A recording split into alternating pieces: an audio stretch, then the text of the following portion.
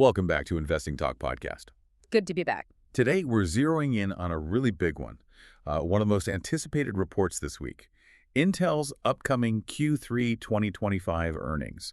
We're here to help you get informed quickly, sort of cutting through all the noise from the complex analyses and historical data you've shared with us.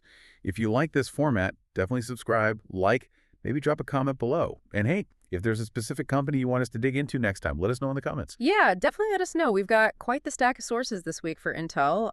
The report's scheduled for October 24th. That's after the market closes. And this one, well, it's not just another quarterly report, is it? It feels like a critical moment for Intel, especially after some massive strategic shifts, accounting changes this quarter. So yeah, let's unpack the key numbers, but also, crucially, the context around these new financial structures. It's important. Okay, yeah, let's dive right in then. The hard numbers first. What's the consensus looking like? What are we tracking for Q3 2025? That's the period ending September 27th. Right. Well, first, a really critical point, maybe even a warning for listeners. These results are the first ones that will partially account for the deconsolidation of the Altera business. Ah, right. They sold off a majority stake. Exactly. So think about it like this. They sold off most of a consistently profitable segment. They still own 49%, but the revenue and, importantly, the margin from Altera, it doesn't fully flow into Intel's main result anymore. That's a huge change in how they report things.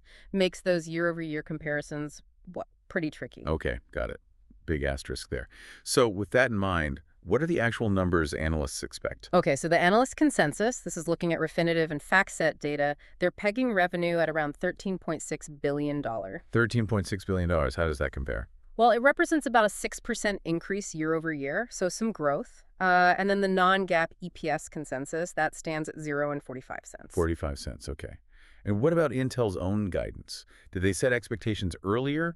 And how does this consensus stack up against that? They did. So the company's previous guidance for Q3 revenue was actually a range, $13.2 billion to $13.6 billion.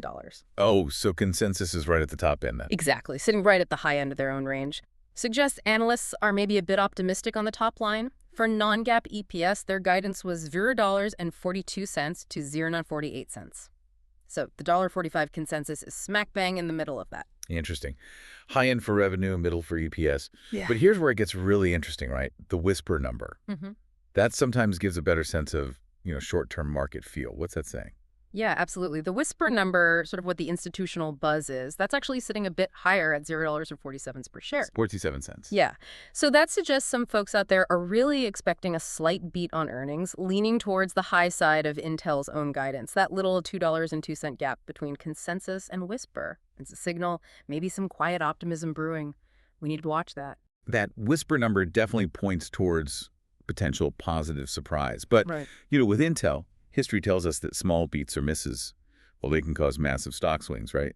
It's not always logical. Right. What does the past volatility look like? Oh, you're absolutely right. Historically, the price action post-earnings has been, let's just say, extremely volatile, unpredictable. If you look at just the last 4 quarters, Q3 2024, saw a nice 6.4% gain in one day, but then Q4 2024, a steep decline, 9.5% down in a day. And that was only on a tiny 2-cent EPS miss. Wow. Yeah. And even more recently, Q2 2025, they actually beat EPS estimates by 3 cents. And the stock still dropped. Dropped 3.8% the next day. So yeah, the market reaction, it's clearly not just about the reported numbers, it's something else. Yeah, that really hammers home how important the forward-looking story, the guidance, the narrative is. Speaking of narrative, though, looking at the recent estimate revisions, what have analysts actually been doing leading up to this report? Have they been getting more optimistic? Well, this is where it gets a bit confusing, actually. It's kind of the central contradiction in the sources you shared. Over the last 3 months, the consensus EPS estimates, they've actually declined by $0.04. And revenue estimates, they've dropped by about $220 million. Wait. Declined?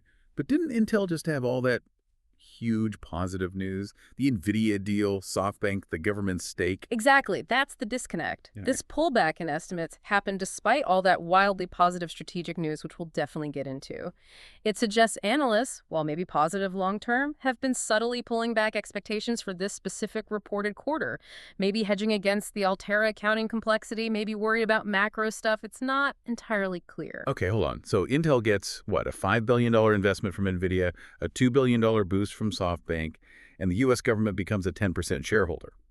Huge votes of confidence, right? Massive. But in that same period, analysts actually cut their near-term targets. That feels like a huge disconnect. Why? What are they worried about specifically in Q3? It is a massive disconnect, and I think it speaks volumes about the underlying skepticism, maybe about Intel's core execution, and specifically one number, gross margin. Ah, gross margin. Okay. So this raises the key question. What's the single most important metric to watch this time? Our sources are shouting at gross margin. Management previously guided to 44.5% non-GAAP GM. Why is it so critical? Well, with these huge foundry investments they're making, every point of margin they miss now signals potential future pain. You know, it tells us if they can actually make these new advanced chips efficiently, profitably. We have to track the sequential progression of GM. That's the real test of the turnaround's financial health right now. Got it. Gross margin is the battleground. Yeah. And putting this quarter in context, seasonality should be helping them a bit, right? Q3 is usually strong. Yes, that's true. Seasonality context shows Q3 is typically the strongest quarter for chip companies, usually driven by, higher consumer PC sales, data center spending ramping up before the holidays. So they have that tailwind. They do have that seasonal tailwind. But the question is, can they capitalize on it while managing these costs and the margin pressure? That's the billion-dollar question, literally. Right.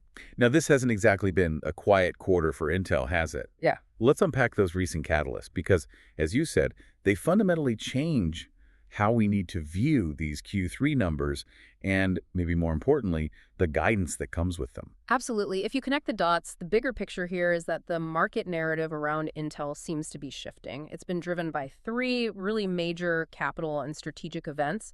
And these signal, I think, renewed institutional, even governmental confidence in their turnaround plan. Okay, so what were those specific game-changing moments? The ones that brought in the big money and the headlines. Okay, first, there was that Altera deal we already touched on, selling the majority stake to Silver Lake. On the surface, it cleans up the portfolio, right? Optimizes things. And importantly, it brought in $3.3 billion in equity value, cash in the door, potentially lower future operating expenses. Okay, that's number one. Then came the really big ones. Correct. The first huge headline was that multi-year AI collaboration announced with NVIDIA. And the stunning part, NVIDIA acquired a $5 billion equity stake in Intel as part of it. $5 billion from NVIDIA. Yeah, I mean, that's not just a partnership. That's a massive endorsement from arguably the key player in the AI space right now. And right after that, they closed a $2 billion equity raise through a private placement with SoftBank. Another huge vote of confidence, specifically targeting their AI and data center ambitions. Wow, okay.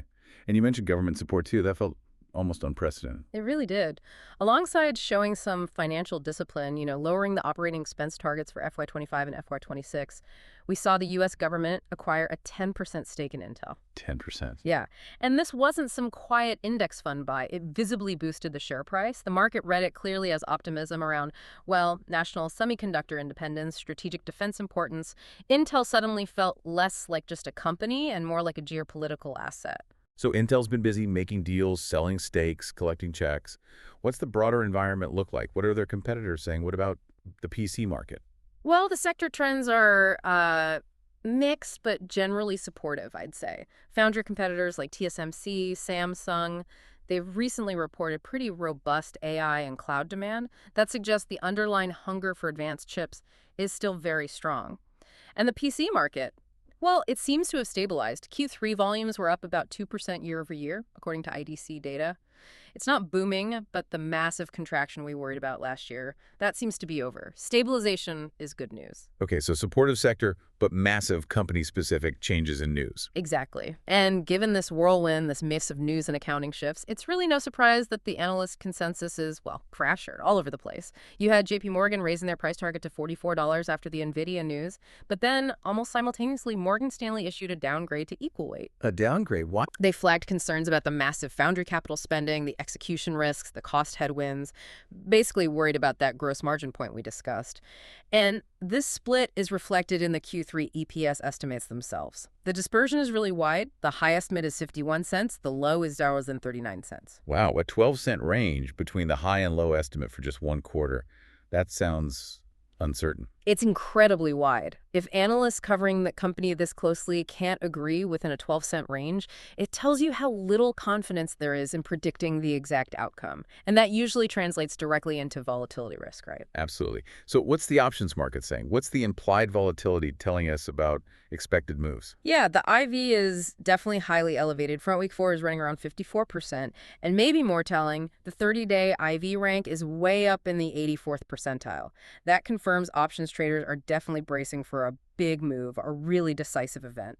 Okay, so what does that high IV actually mean for the stock price move? What kind of swing is the market pricing in for you, the investor, watching this on Thursday? Okay, so based on current options pricing, the market is baking in an expected move of roughly plus or minus 7.2%. 7.2%. Yeah, plus or minus about $2.80 on the stock price, just on earnings day. That 7.2% implied move is huge.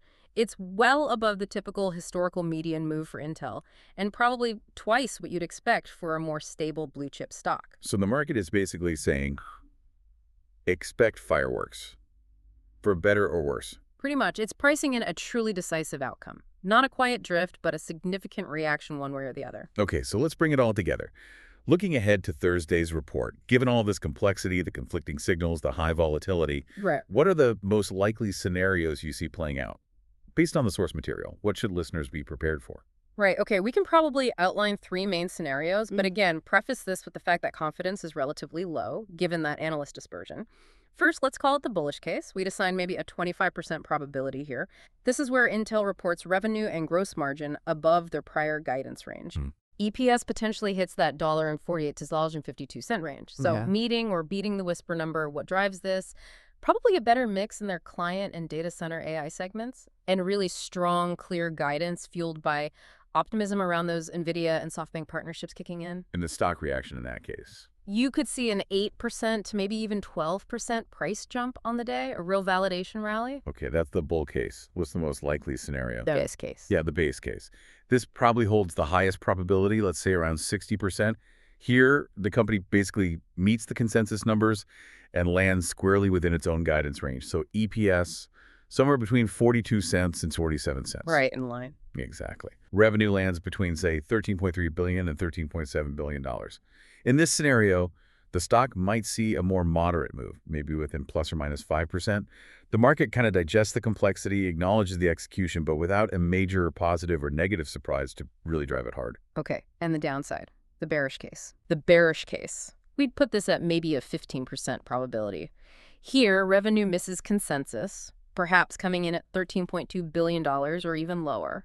And crucially, EPS falls below that $0.42 bottom end of the guidance. What would cause that? The primary drivers would likely be, 1, worse than expected margin dilution from that Altera deconsolidation. Maybe the accounting impact is harsher initially. Or 2, a really cautious outlook. Maybe management flags geopolitical risks, supply restrictions, something that spooks the market about future growth. The stock reaction there. Similar magnitude to the bull case, but downwards, you could see an 8% to 12% drop. So the difference between a relatively flat day and a huge swing seems to hinge entirely on execution, especially that margin number, and the clarity of the guidance. What are those two absolute must-watch data points when the numbers actually drop? Yes. To reiterate, the two things you absolutely have to watch most closely are, number 1, gross margin progression. Is it near, at, or hopefully above that 44.5% guidance? And number 2, data center and AI revenue. That specific revenue line is the clearest proxy we have right now for their exposure to the big secular trends and whether they're starting to see real benefits from those massive new partnerships with NVIDIA and SoftBank that have fueled so much of the recent stock rally. Okay, so boiling it all down, what does this complex picture mean for you, the listener, trying to make sense of it all before Thursday? Well, our synthesis of all the sources suggests probably a neutral leaning heading into the print. It's just incredibly balanced. You've got the really good news, the huge strategic transactions, the government backing, the AI momentum, but it's almost perfectly counterweighted by the bad news, those analyst estimate cuts over the last 3 months, the uncertainty and risk introduced by the Altera change, and that persistent margin volatility concern. It's like the forces are canceling each other out. Pretty much.